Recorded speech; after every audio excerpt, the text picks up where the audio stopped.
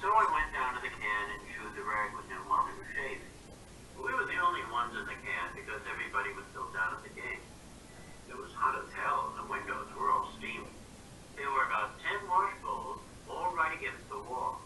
Stradlater had the middle one. I sat down on the one right next to him and started turning the cold water on and off, this nervous habit I had. Stradlater kept whistling Song of India while he shaved. He had one of those very piercing whistles that are practically never in tune, and he always picked out some song that's hard to whistle even if you're a good whistler, like Song of India or Slaughter on 10th Avenue. He could really mess a song up. You remember I said before that Ackley was a slob in his personal habits? Well, so was Stradlater, but in a different way. Stradlater was more of a secret slob. He always looked all right, Stradlater, but for instance, you should have seen the razor he shaved himself with. It was always rusty as hell and full of lather and hairs and crap. He never cleaned it or anything. He always looked good when he was finished fixing himself up. But he was a secret slob anyway, if you knew him the way I did. The reason he fixed himself up to look good was because he was madly in love with himself. He thought he was the handsomest guy in the Western Hemisphere. He was pretty handsome, too, I'll admit it. But he was mostly the kind of a handsome guy that if your parents saw his picture in your yearbook, they'd right away say, "Who's this boy?" I mean, he was mostly a yearbook kind of handsome guy. I knew a lot of guys at Tennessee I thought were a lot handsomer than Stradlater, but they wouldn't look handsome if you saw their pictures in the yearbook. They'd look like they had big noses and their ears stuck out. I've had that experience frequently. Anyway, I was sitting on the wash bowl next to where Stradlater was shaving, sort of turning the water on and off. I still had my red hunting hat on with the peek around at the back and all. I really got a bang out of that hat. "Hey," Stradlater said, "want to do me a big favor?" "What?" I said, not too enthusiastic. He was always asking you to do him a big favor. You take a very handsome guy, a guy that thinks he's a real hotshot, and they're always asking you to do them a big favor.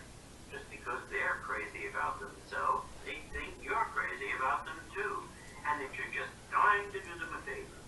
It's sort of funny in a way. "You go down tonight," he said.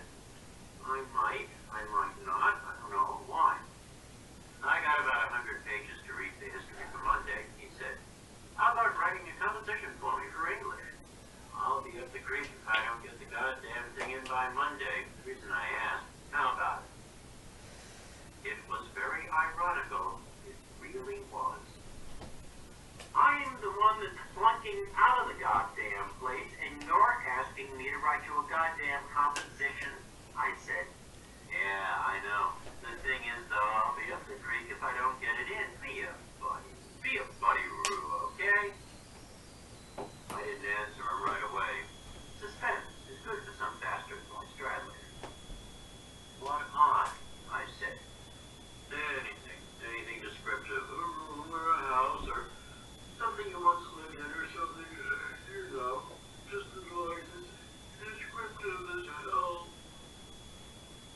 He gave out a big yawn while he said that, which is something that gives me a royal pain in the ass. I mean, if somebody yawns right while they're asking you to do them a goddamn favor. "Just don't do it too good is all," he said. "That son of a bitch Hartzell thinks you're a hotshot in English, and he knows you're my roommate. So I mean, don't stick all the commas and stuff in the right place." That's something else that gives me a royal pain. I mean, if you're good at writing compositions, and somebody starts talking about commas, Stradlater was always doing that. He wanted you to think that the only reason he was lousy at writing compositions was because he stuck all the commas in the wrong place. He was a little bit like Ackley that way. I once sat next to Ackley at this basketball game. We had a terrific guy on the team, Howie Coyle, that could sink them from the middle of the floor without even touching the backboard or anything. Ackley kept saying the whole goddamn game that Coyle had a perfect build for basketball. God, how I hate that stuff. I got bored sitting on that wash bowl after a while, so I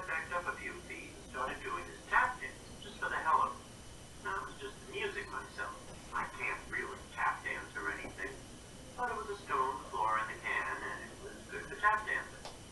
I started imitating one of those guys in the movies, in one of those musicals. I hate the movies like poison, but I get a bang imitating them. Old Stradlater watched me in the mirror while he was shaving. All I need's an audience. I'm an exhibitionist. I'm the goddamn governor's son, I said, knocking myself out, tap dancing all over the place. He doesn't want me to be a tap dancer. He wants me to go to Oxford, but it's in my goddamn blood, tap dancing. Old Stradlater laughed. He didn't have too bad a sense of humor. It's the opening night of the Seatbelt Bowies. I was getting out of breath. I have hardly any wind at all. The leading man can't go on. He's drunk as a bastard. So who do they have to take his place? Me. That's who. The little old goddamn governor's son. Where'd you get that hat? Stradlater said.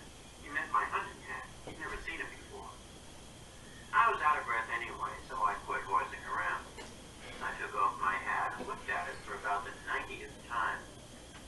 I got to New York this morning for $1. You like it? Stradlater nodded. Sure, he said. He was only flattering me, though, because right away he said, listen, are you going to write that composition for me? I have to know. If I get the time, I will. If I don't, I won't, I said. I went over and sat down on the washbowl next to him again. Who is your date? I asked. Fitzgerald? Oh, no. I told you. It was that pig. Yeah? Give it to me, boy. No kidding. She's my type. Take her. She's too old for you. All of a sudden, for no good reason, really, except that I was sort of in the mood for horsing around, I felt like jumping off the washbowl and getting old Stradlater in a half Nelson. That's a wrestling move, in case you don't know, where you get the other guy around the neck and choke him to death if you feel like it. So, I did it. I landed on him like a goddamn panther. Cut it out, Holden, for Christ's sake, Stradlater said. He didn't feel like horsing around. He was shaving him all. What do you want to make me do? Cut my goddamn head off? I didn't let go, though. I had a pretty good half Nelson on me. Liberate yourself from my vice-like grip, I said. Jesus Christ! He put down his razor, and all of a sudden jerked his arms up and sort of broke my hold on him. He was a very strong guy. I'm a very weak guy. Now cut out the crap, he said. He started shaving himself all over again. He always shaved himself twice, to look gorgeous, with his crummy old razor. Who is your date if it isn't Fitzgerald? I asked him. I sat down on the washbowl next to him again. That Phyllis Smith babe? No, it was supposed to be, but the arrangements got all screwed up. I got Buzzsaw's girl for a maid now. Hey, I almost forgot. She knows you. Who does? I said. My date. Yeah, I said. Well, what's her name? I was pretty interested. Thinking. Jean Gallagher. Boy, I nearly dropped dead when he said that. Jane Gallagher, I said. I even got up from the washbowl when he said that. I damn near dropped dead. Damn right I know her.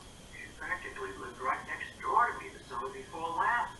She had this big damn Doberman pinscher. And that's how I met her. Her dog used to keep coming over to her. You're right in my life, Holden, for Christ's sake, Stradlater said. You understand right there? Boy, was I excited, though. I really was. Where is she? I asked him. I gotta go down and say hello to her or something. Where is she? In the annex? Yeah. How'd she happen to mention me? Does she go to BM now? She said she might go there. She said she might go to Shipley, too. Thought she went to Shipley. How'd she happen to mention me? I was pretty excited. I really was. I don't know, for Christ's sake. Lift up, will you? You're on my towel, Stradlater said. I was sitting on a stupid towel. Jane Gallagher, I said. I couldn't get over it. Jesus H. Christ. Old Stradlater was putting Vitalis on his head. My Vitalis. She's a dancer, I said. Ballet and all. She used to practice about 2 hours every day right in